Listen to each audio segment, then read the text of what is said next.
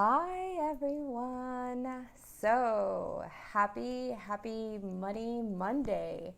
And I am super excited for tonight because we are going to talk a lot about negotiation, which is something that people think is mostly for businesses, but I want to let you in on a secret. We are negotiating constantly with everyone around us. So I want you to think about it. I want you to be prepared for it. And to help me with that, we have a special guest tonight, which I'm super excited about. Her name is Mayree Ash, and she is a life coach and an event curator. And she runs a group called Single Woman Joan. So super excited for her to come on a little bit later in our post in this Money Monday. So negotiation. Let's talk about it. Now, I want you to get into the idea of thinking that we are constantly negotiating. You are negotiating. Hi, Irene. I'm glad you're here. I'm glad everybody's in here. Okay, so we are constantly negotiating with everybody in our lives, right? We are negotiating with our partners. Every time that we compromise, we are negotiating with our kids constantly to do things that they don't necessarily want to do. We definitely need to negotiate in our business life, in any type of situation where we're dealing with money. If you're going on a job interview, I want you to start thinking about always leaving yourself room for negotiation and expecting to negotiate. I think that's also super important. A lot of people go into things thinking that they can't negotiate. And I'll tell you a story that happened really recently for me. So, as a lot of you know, I'm going to be doing DragCon LA, and I'm super excited about it. And I want to stop for a second because I know that some of you haven't seen me with blue hair, and it might be a little bit I just feel like I need to address the elephant in the room, if as it were. So I have not, I've wanted to do mermaid hair for a while. I'm the shark dress. I love being a little bit extra, and that's why it just makes sense for me to work with drag queens. Just because who else understands that, right? Drag queens, scuba divers understand the shark thing. Women, millennials, they understand this idea of I can be completely authentically who I am, and I can still be serious and have a serious business and be a financial expert with blue hair and a nose ring. So that out of the way. I'm happy. I'm so happy that I did this. I hope you guys like it. It was something that I wanted for so long. Okay, so now that I've addressed that, let's go back to talking about negotiation and always leaving yourself room to negotiate and to get yourself the best deal. So I was going to tell you the story. I'm going to DragCon. For DragCon, you need to be a little extra. You need something over the top because everybody there is going to be over the top. They are going to be they're going to be people that Oh, and we have Mayree here. So, okay, so I'm gonna bring Mayree on and I'll finish my story and then introduce her. So I'm Hi Mayree.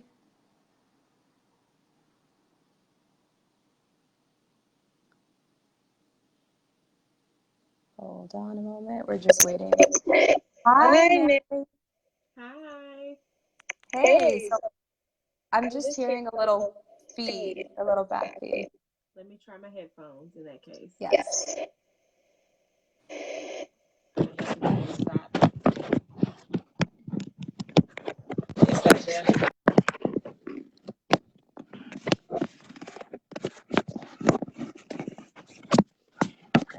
Can you hear me better? That is, yes, that is so much better. Okay. We're just cooking. Okay. Yay! Okay. So, hi, Mayree. Hi. I was just actually telling a little story to the viewers about the last time that I like did a really large negotiation. Um, so, well, not really large, but basically it happened last week, and I'm doing DragCon, and I need custom costumes for me and my crew, and it needs to be like extra and epic because if anyone's gonna know about custom costumes and like not having the Sharktress and her crew looking party city, it is drag queens. So I went last week on Thursday to the Garment District in Manhattan, and I went to this place called Spandex House. Now, like they have like bolts of fabric everywhere. It is one of the most like overwhelming but exciting places I've ever been, and I basically ended up leaving there with 60 yards of fabric for Wow. these costumes. And one of the first things that I did when they told me the price was like, oh, I'm going to negotiate this. And I started to negotiate with them, and I actually got them down. And not only did I get them down to a price that I was willing to pay, it would have been well over $1,000. I think it was about $1,500 in fabric when we started the negotiation, and they were so great and just kept coming down and like throwing in this and throwing in that that I ended up like getting that much fabric for $600. What? Yeah, it was just like, Wow. whoa.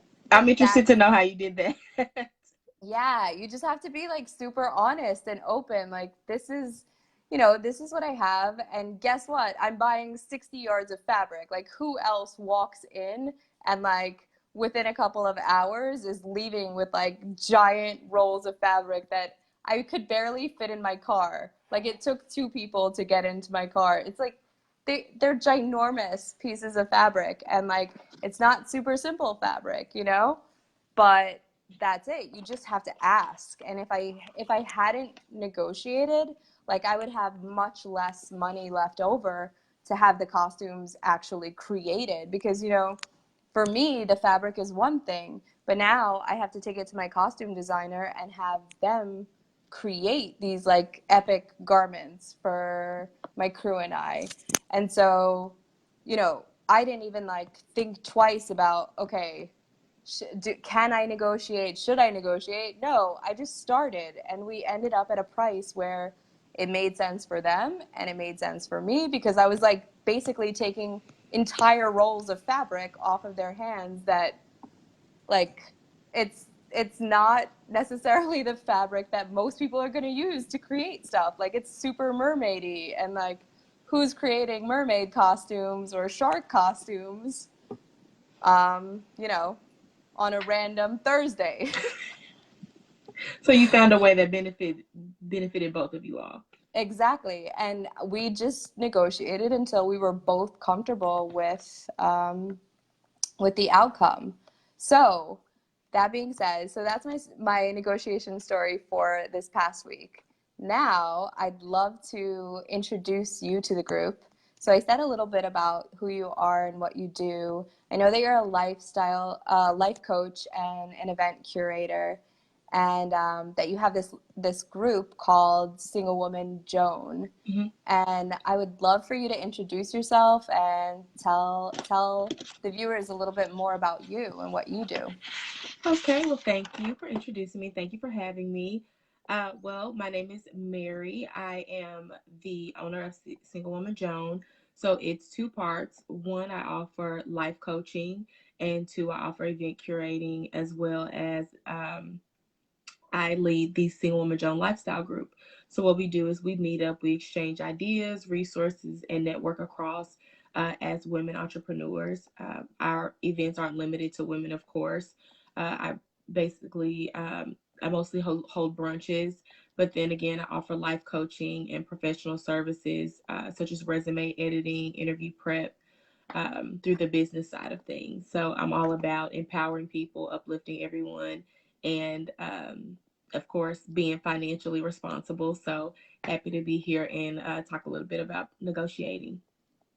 Yeah, I'm so happy that you're here. And so the biggest question that I have for you is, what are some circumstances that you have going on in which, negotiation is key for you in your business, in your personal life?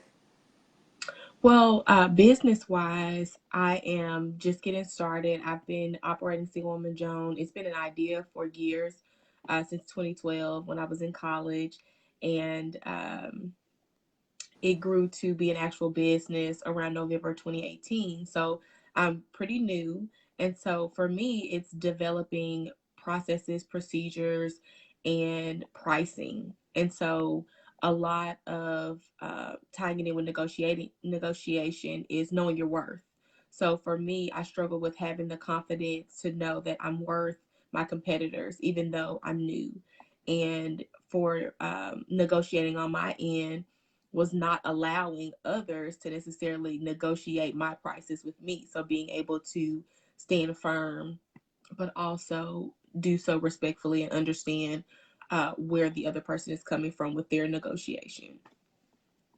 Okay. So, as far as that's concerned, I really think that when it comes to having your own business, you have to know your bottom number, and then in both cases, right? Like if you're the one who's going to accept payment for something, you need to know the minimum that you're willing to accept. And then you have to create a buffer for yourself because people want to get a deal. Like they Absolutely. do. And so if you start at your bottom number, there's no way to go from there. But if you start at the higher number, you're doing two things. One is you're anchoring them at that higher price point, right? You've already placed your worth at that higher price point, and now it's up to them to bring down that number. And on their end, right, they have a maximum number that they're willing to pay for something. So you want to meet somewhere in between their maximum number that they want to pay for something and your minimum that you're willing to accept for it. So really just start with that higher number, anchor them at that higher price point, and then, I mean, if they accept it right off the bat, awesome. If they start to negotiate, then you have somewhere to go. You can give them a better deal. I think it's the same thing when you're trying to buy things. So you really have to think about, do your research. Like, what is the acceptable range for those services? Like, what are the acceptable prices? Um, and not only like that, but what is the maximum that I feel comfortable paying? And make sure that you don't exceed that maximum number. No matter how the negotiation is going, like you don't exceed that number because in that case, like you're actually hurting yourself and you're hurting your business. And most people will completely understand that. And most companies and most places that you work with, they get it. They understand that there's going to be some negotiation involved. They get that you have a maximum number or that you have a minimum number, and like you need to stay firm because we're all in business to make money, you know? So I think that's a really good thing to just, when you start, when before you actually get into the negotiation process, like know what you're willing to do, where you're willing to go, what your range is. Does that help at all? Yes, that makes absolute sense. I'm able to think that way when negotiating between corporate jobs, if I'm moving from transitioning from one job to the other, but as a business owner, it's a little bit more difficult for me to stand firm, but I absolutely get what you're saying. That makes a whole lot of sense. Yeah, and maybe think about, as a business owner, think about your worth as far as your value. What are the thing, like what are each of the services that you provide? What is it about you that makes you better, makes you more valuable, that makes you different, so that you can explain to them why, if some of your competitors are charging a lower fee, like what makes me better, what makes me more valuable, what makes me be able to charge that higher fee, because that will allow you to kind of to have that confidence. And especially when you're doing that, I say just keep practicing, Okay. because it's never gonna feel great the first time. Like it just doesn't. You just have to keep doing it, and you'll make some mistakes. But the bottom line is that if somebody doesn't want to pay you what you know that you're worth, you don't want to work with them, you know? And that's like, that was so hard for me to understand in my business, of like, not everyone is going to be your ideal client. Not everyone is going to be someone that you actually want to work with, because, yeah, like the people that I have, the clients that I've had that I've settled, and I've had to like, I eventually had to let them go. Like it was a total time suck and a total drain, and I was not making the money that I should have been making, because I didn't hold firm on the price for whatever reason, and I had to let them go. I had to cut it off, because you don't want to keep just draining money or losing money or wasting your time. Your time is so precious. Yes. Yeah. Yes. Wow. Yes. Awesome. Do you have, I'd love to know if you have like any other questions, or if you want to add anything to this. Well, just to piggyback off what you said, I have wasted a lot of time, I think, in not knowing my worth, not being able to let certain projects pass, and realizing that, like you said, every client is not the ideal client. And so that's something that I think I'm going to take from this and really work on, um, because I get projects and people, they inquire. You do a little bit of work and give them feedback, and you set prices, and then you don't hear anything else. And so I found myself trying to continuously reach out, but I need to just let it go. I think is something to work on. It's just knowing my worth, being confident in that, and knowing that every project isn't for me in my business. Yeah, and I want to add, like, if you say things with conviction, if you say things with confidence, like people just automatically kind of like, they're like, okay, when they feel your hesitation, that's when they're likely to like go for the jugular, right? Because not everyone is looking to have a really nice, sweet negotiation process. A lot of people Right. are looking to screw you, you know? So just like, even if you don't feel confident, you got to like make it look like you're confident. Fake it Right. till, Thank you, till you make it. yeah. And I wanted to touch on something else that you mentioned, which is Mhm. really awesome. Um, that you actually are good at negotiation when it comes to like working for somebody else. And I want you to speak to that a little bit. Like how did that come about? How did that feel? And like why do you think it's different?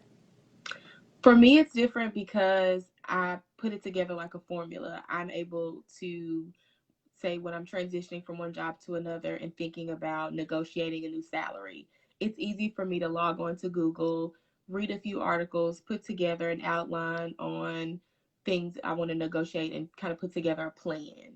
So that's easy because it's formulaic. With every client you get with your own business, every scenario is not going to be the same, or even as similar as it would be in applying for a job in corporate America.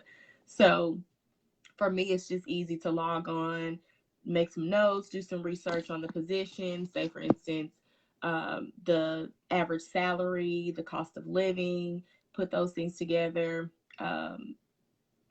Other things that are important, such as parking, benefits, things like that. I can kind of weigh out the pros and cons. But with projects, it's just a little bit different, and it's my business, and so it's a little bit more personal, of course.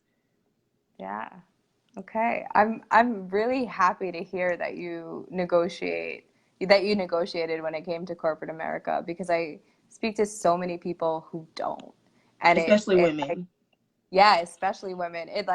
It drives me nuts. Like, no, get something out of it. Like, even if you don't get money, get like a benefit, get some stock options. A Like, just perk, get, something. yeah. Um, yeah, so I'm really happy that you had that at least, and I think that as far as the business is concerned, it'll come. It just takes a little bit more time and a little bit more practice. Um, and I wanted to ask anyone who's viewing, do you guys have any questions for me? Do you have any questions for Mayree? Like, we are here, and I see a comment from Irene, and she says that let the process be slow and steady, build their trust first, and listen to their needs. Wow, that's that is a super amazing point. Yes, like the negotiation does not have to be fast. It doesn't have to be like click, click, click. You can let them sit for a little bit. Let yourself sit for a little bit and kind of take in what's happening and the options, and what they've just offered you, or let them take in what you've just offered them. Trust is a huge, huge component of this, because people people don't really work with businesses, they work with people. So if somebody trusts you, somebody wants to work with you, then that's who they work with. They're not like people don't want to work with just like the generic business. And in a negotiation process, it's important that they trust you, and that they know that you have their best interest at heart. And that if you're going to charge, especially if you're going to charge them a little bit of a higher fee, that it's to their benefit, because it's going to allow you to give above and beyond what somebody else would be giving. And definitely a huge part of negotiation is listening to their needs, right? You have to actually pay attention to what they're telling you, right? The first period of a negotiation is like a discovery, right? You have to figure out what's important to them. What do they want out of this? What's their end goal? Because then you can cater what you're doing and what you're telling them to that. And you're not just like in a vacuum just saying what you want out of it, because there's two sides to it, right? There's their side, there's your side. You got to make sure that you're taking care of both sides, and that's how you have a successful and a healthy negotiation. Um, yeah, I thank you so much, Irene, for commenting, because that's important for viewers to know. Uh, yeah, so if anyone has any other questions, we'd love to hear them. Uh, and so I'd also love to ask you, um, you said single women don't, right? This Mhm. is a lifestyle group that it's women supporting women and collaborating. Um, so exactly like what do you do and that has become a business, right? Mhm. So what does that do exactly as far as as a business? What do you offer? So for the business aspect, that is the actual life coaching. That's Okay. separate from the group. So that's why I say that it's two parts. But the group is just something that I do for fun, because I just like to empower women. That's kind of the target group for me, I guess. I find Yeah. that women just in different situations, I could be at the grocery store, getting my nails done, and we'll just strike up a conversation with someone and they'll tell me all sorts of things and we'll talk, and it could be anything from finances to relationships, or I need advice on a resume. I just have found myself in these different situations. And so I thought, why not, take that knack for talking to people and relating to people and turn that into a business where I can reach out to people. So with the group, what I do is I curate events such as brunches. I have the Let's Link brunch. I've done 3 installments so far. The first 2 we just got together and had brunch. The third one I actually hosted, um, and filmed a podcast episode there, and it was just kind of a test for fun, just to kind of see if we like that idea. But the life coaching is basically getting with individuals and doing goal setting. I'm really big on setting goals and figuring out a way how to attack them in smaller steps or objectives. So that's what I do on that hand. Oh, that's awesome. Wow, that's a Thank you. lot. Um, yeah, that's amazing. And I think that's a really good resource for people that are on the page as well. How do they get in touch with you? What's your social media? Well, I have a website. It's singlewomanjoan.com, and that gives you an overview of everything that I do pretty much. That's life coaching, event curating. It gives you a way to contact me. Also, I have an Instagram that's at singlewomanjoan. Here on Facebook, I have a page that's Single Woman Joan Lifestyle. That's more geared towards the group. And so I repost a lot of articles and information there. But I'm on all those social media platforms. But all that information is a one-stop shop at www.singlewomanjoan.com. Awesome. And we will post that. I'll post that here on the page and in our Righteous Revenue Fishbowl group, which, by the way, if you want to continue the conversation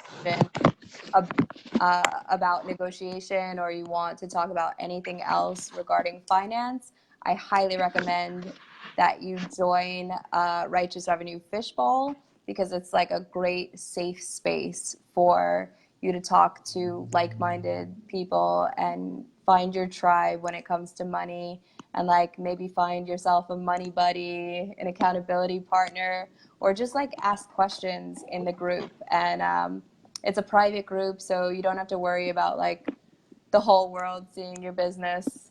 So definitely, if you're watching and you're not in the group, I highly suggest you join Righteous Revenue Fishbowl. Um, and I'm so happy that I had Mayree on today, and that she could give you her perspective on things and a little bit about what she's doing and how negotiation affects her. Uh, Thank you so much for being on, Mayree. I Thank you for really, having me. This was such a wonderful opportunity. yeah, you're great, and I'm so happy that you're on, and I'm so Thank happy that you.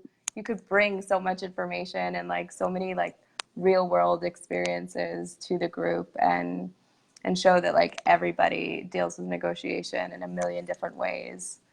Um, I wanted, before we step off, before we get off, I wanted to talk a little bit about Shark Success School. So if anyone is interested, it is my online school talking all about money and financial literacy, and it really gives you the basics and the tools that you need, um, and allows you to get to a place where you know your numbers, you understand your finances, so that you could really take, you could use those numbers in negotiation. You could use it in a million different ways. And the other thing is just to reiterate like how excited I am for DragCon. And if anyone If anyone is going to be in LA at the end of May, I think it's so I'm going to be in LA from May 23rd to the 27th. I'm so super freaking excited for it. So if you or someone you know is going to DragCon, or you know a drag queen that's going to DragCon, tell them to go to the Financial Sharkters booth because I want to meet them. And yeah, I'm so super excited for it. Have a great night, everyone. Thank you again, Mayree. It Thank was, you. and we'll see you next Monday. All right. Bye. Have a good night, everyone.